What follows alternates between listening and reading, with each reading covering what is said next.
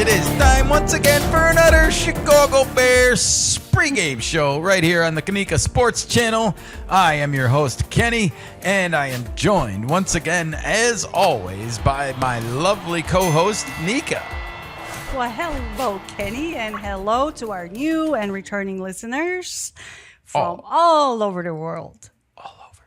Yes, indeed. We are joining you on a Saturday after a busy week here at the studios, and we got to get it in, folks. We got to get that pregame Steelers-Bears matchup. We are going to be talking about all the latest injuries ahead of this game, including a big one in Pittsburgh, everybody. Ooh. And we got to talk about Kenny's keys to victory. That's me. And as well, we got to see what's up with the betting markets, everybody, right ahead of this matchup and see where the gamblers are putting their action. All right. But if it is your first time here, please do us a favor. Like this video, subscribe to the channel, and ring that bell for our mascot, Frexy, a.k.a. Freckles. That's right. She is just adorable, and I know you want to see more of her. So hit that bell, and you will. Thank you. Thank you so much. All right. Nika's standing today, by the way. I'm looking up at... Trying something different. Yes, indeed.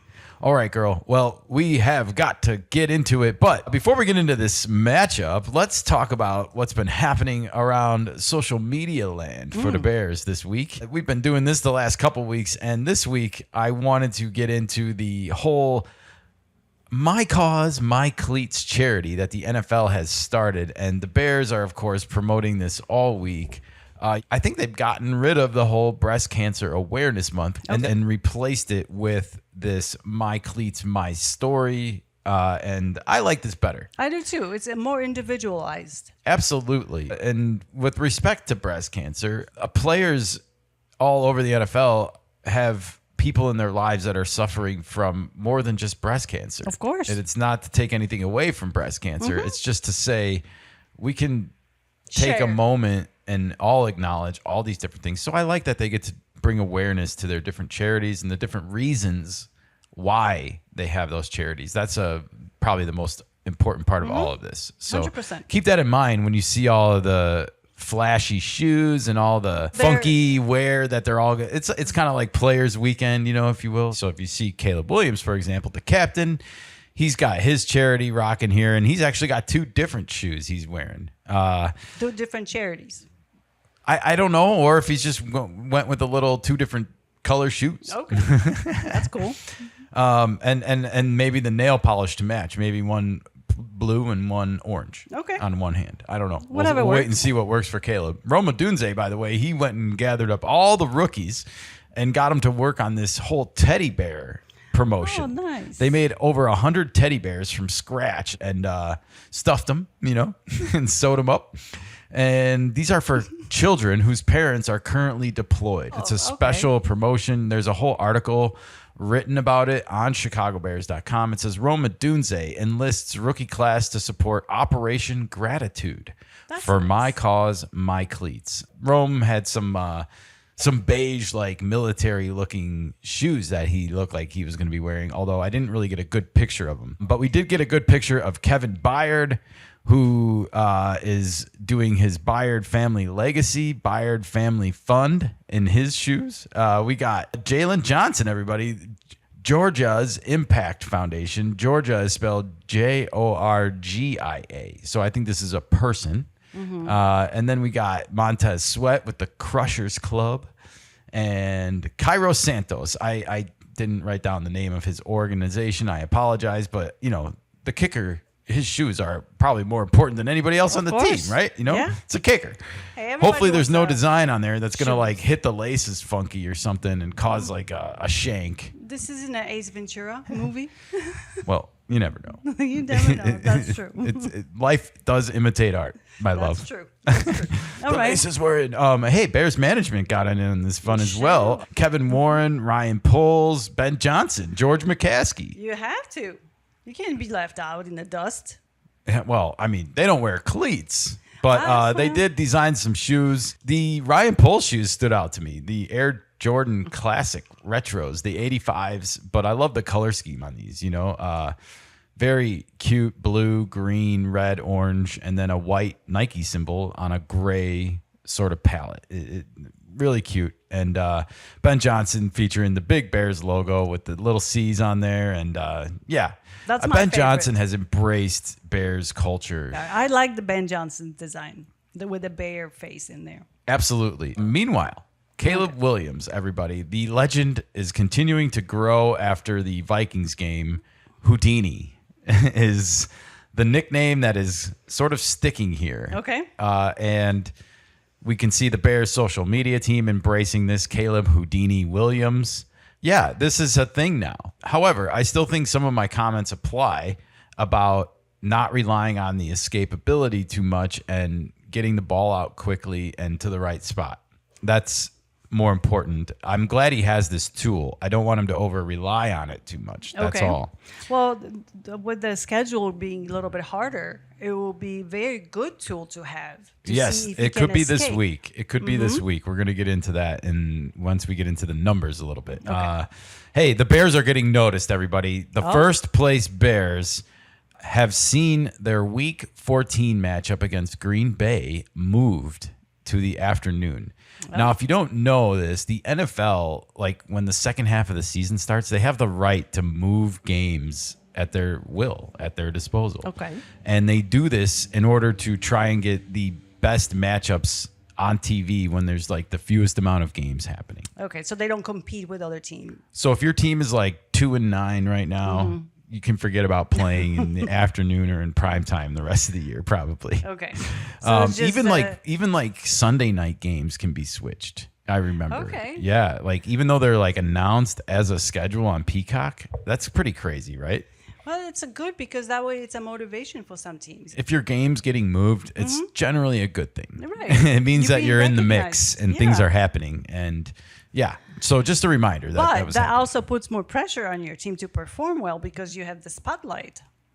It does. And we have to perform well starting this week, Nika, against the Steelers. And you can see the Bears here. They are practicing outdoors in the cloudy weather of Lake Forest, Illinois, getting ready for this one. And they are welcoming the Pittsburgh Steelers to Chicago, everybody. And the big story in this game ahead of it, I would say, is the starting quarterback for the Steelers. And that is Aaron Rodgers, of course, and his left wrist fracture. And that's where we're going to start this injury report this week because Aaron Rodgers, we don't know if he's going to be playing yet. He is going to be a game time decision. Though I will say, I think signs are pointing to the fact that he's going to play. He was limited in practice both Thursday and Friday. He did not have a full practice. His game status has not changed. It's been questionable throughout the week on the injury report, and it remains that way today. So nevertheless, this is, I think, a game that he had circled when he came back. I think the Steelers were a team that he knew was playing the NFC North, and he would get to have all these fun games with teams that he used to pick apart with the Packers. And, of course, he gets to play the Packers, which he did already. So, anyways, he was even asked about it earlier this week, like, hey, you've tortured the Bears a lot this year or in your lifetime. Do you want to, play this week? And, I think he kind of said, let bygones be bygones. And I really do think he's moved on from Green Bay more than anything, and that he respects that it's a great rivalry. But I do think at the end of the day, like once he gets out on that field and gets into that stadium, he wants to do instinct and history will take over, and he will want to win again and be cutthroat and also get booed off the field and all that. And the Bears are a totally different team that he used to play against. They are a younger team, different kind of a strategy. So he might want to be challenged a little bit against the Bears. Yeah, it might be a fun matchup because I think the Bears have been in the cellar for a lot of his career. Exactly. I've wanted Aaron Rodgers to play in this game since the beginning of the season. I wanted to see this matchup. I thought it would just be fun for the NFL drama and the storyline. And now that it's in jeopardy, I'm a little bit sad. I hope he plays. That's all I'm going to say. And I think the Bears should plan on him playing. And this is a recurring storyline, by the way, is because we saw this happen with the Ravens and the Bengals games. We didn't know who was going to play quarterback necessarily. So it seems like it's happening to the Bears a lot this year. Any other injuries?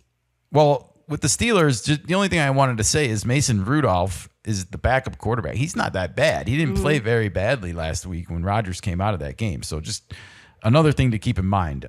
But I want to move on to the Bears injuries because we got a mixed bag of things to discuss really quick. Kyler Gordon, everybody, is getting ready to come back, it looks like, along with his buddy in the secondary, Jalen Johnson. And they could be back for this one. They are both listed as questionable, but they are both coming off of full practices Friday. Jalen Johnson had a full practice on Thursday as well. Now, Kyler Gordon was limited on Thursday.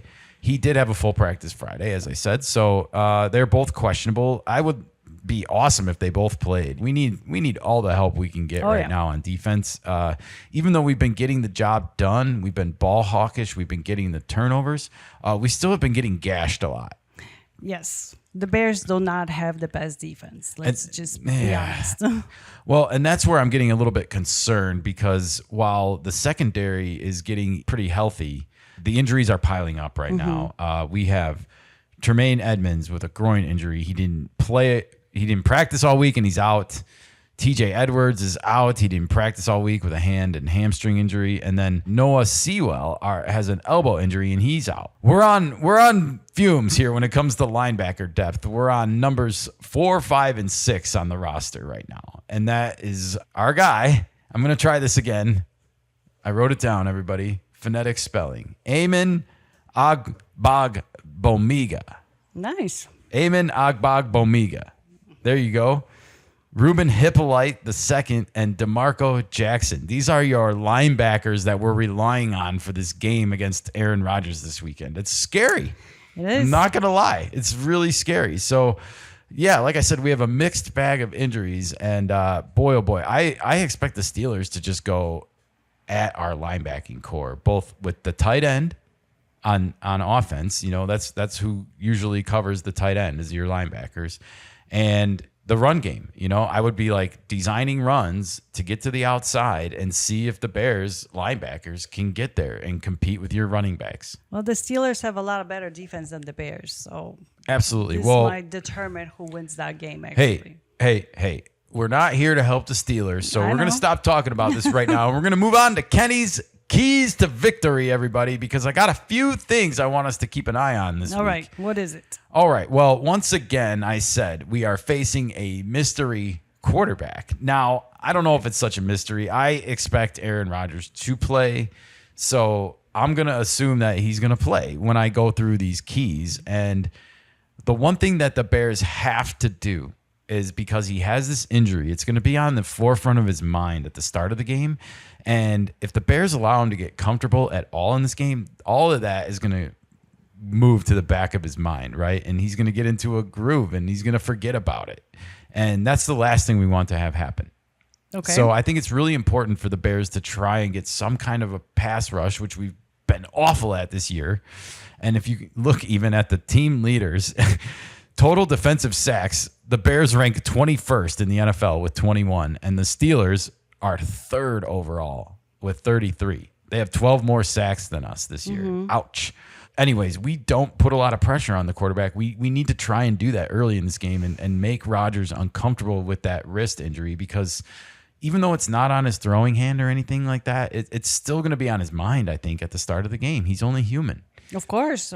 The good thing with that is he's a veteran, so he might have played through injuries before. I don't know if he's had a wrist fracture. Well, that's true. How it feels, you know. Anyways, so on our end of the ball, I feel like it's really important for the Bears to establish the running game early because of a couple of reasons. The time of possession. The Bears are dominating time of possession. They are 5th in the NFL in time of possession per game. Meanwhile, the Steelers are 30th in the NFL. They're almost near the bottom in time of possession. If the Bears can just control the clock in this game, I think we can win big time, you know? And we've been doing that. And also look at the yards per game in this, you know? The Bears are putting up 373.8 yards a game. That's 4th in the entire NFL. The Steelers, 286.9, almost 100 yards less. That's 28th in the NFL. I mean, we have such a big yardage advantage. We get a lot of yards. Now, the Bears really need to flip the script on this season, and they need to start to put up more points to show for it. We got the offense. We got the goods. So how do we do that? I hate to say it, but it all comes on to number 18's shoulders. And that involves making not great throws, but big throws. He needs to make clutch throws and clutch moments and put points on the board. And that involves red zone passing and touchdowns, and punching that ball into that goal line, sniffing it, developing that killer instinct. It's not there yet. As much as I'm enjoying the Bears season, I'm able to admit that they don't have a killer instinct yet as an offense. It's a work in progress. Definitely, but that's okay. So we should first and foremost try to establish this running game, dominate time of possession like we have been, and definitely try to score some touchdowns early. Not just field goals, but touchdowns. All right. Okay. Now, on the other side of the ball, we need to get some turnovers. We've been first place in turnover differential.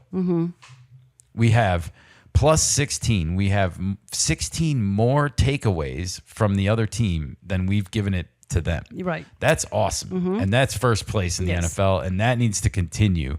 But the Steelers are not bad, so be careful. It seems like they might be trying to get some fumbles, some interceptions just as much as we are. They are fifth in the NFL with a plus 8. I know. They are not a bad team. They are not. They have 9 interceptions to our 15. Anyways, I feel like because the Steelers are also aggressive with the pass rush, they're third in the NFL in sacks, like I said. This is an opportunity for Ben Johnson to scheme up some stuff to take advantage of maybe their aggressiveness. Like, let's expect them to come early, come often for Caleb and try and make him uncomfortable. And let's design some plays, like some screens or let's get some runs going to the outside, maybe some trick plays, Yeah. Let's Surprise them. keep the element of surprise and let's take advantage of that over aggressiveness on their part. Yep. And meanwhile, take note of that for yourselves too. Don't be over aggressive against an experienced quarterback like Rodgers and let him pick you apart Oh, yeah. That's a really and good take point. advantage of your mistakes. All right. Last but not least, Nika, I want to talk about the penalty situation. The Bears are doing such a much better job with penalties. If you look, I have all of their total counts here per game this year listed.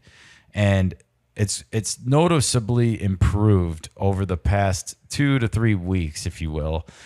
We went from 8, 9, 10, 11 to 7, 3, and 6.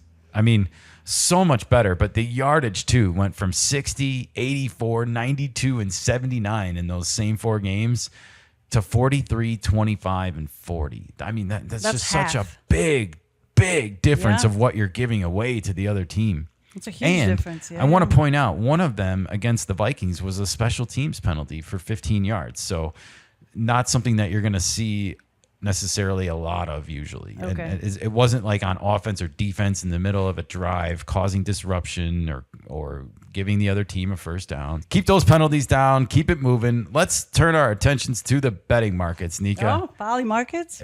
Let's look at the poly markets. And as you can see, the Vegas friends have the Bears winning this game 56 to 44%. So not a slam dunk by any means, but a lot of confidence in the money line on the Bears here, 12% gap. Now, this point spread, not so high. 2.5 is Tight the game. Vegas book. And right now the money is 50-50 on that. I mean, you're talking about less than a field goal, Nika. I know. It's a tough game for the Bears. It's a team that's above 500. It's a team with a good defense. Absolutely. And then the total points for the game is 44.5. Now, we've kind of seen a course correction, I think, by Vegas finally, because we've seen upper 40s the last few games for the Bears, and I've been questioning it. The Bengals game aside, they haven't been lighting the world on fire on offense. So now they've gotten a little bit of a course correction, I feel like. 5 points down, 4 points down from where it's been. I kind of like the over in this one, actually. Oh, you think it's going to go over than 44, huh? I do. Or 45. for I that. do.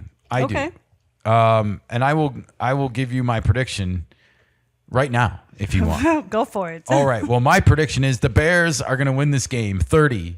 to 24, and expect a big game from number 18 in this one. 3 touchdowns. I'm not saying how he's going to get them. Hey, he might catch one of them. You never know. He might run one in. He might throw all 3 of them, but I expect him to have a big game. I don't know why. I just have this feeling. Okay. And I expect the completion percentage also to go back above 60% this week after it reached a season low of 50% last week. I just feel like whenever things get to their low point, like they seem, I bet it's been an emphasis this week with just, we've seen the dropsies the past couple weeks, not all the throws. Mm-hmm. I'm not going to defend every single Caleb throw as catchable or anything like that. But we've seen some drops both against the Vikings and the Giants. So I expect everyone to be a little bit more focused on that this week. And if we eliminate those drops, the completion percentage will go up. And yeah, the Bears are going to win this game. Okay. And they're going to score more than 45 points. Okay. So you can bet the over if you want. So you think it's going to be a high scoring game, in other words? Well, 30 to 24, I don't think is like 40 to 38. That's true. We've seen 47 to 42. It depends on what your definition of high scoring is, I guess. I don't think it's Ben Johnson's definition of high scoring. I think he wants to get into the 40s and closer to 50. Yeah. But we're not there yet. Yeah, I'm with you on the over. Yeah. Because both teams have a good offense. Well, everyone is betting that way on Polymarket as well, 56 to 46 right now. So I will go with over as well. Okay. All right. Well, Bears. That is our prediction for this game, which means that the Bears should be 8-3 come Monday. So will they or won't they? Nice. We still got to go out there and play them. Wishing the beloved a victory Sunday, everybody. Please get it done.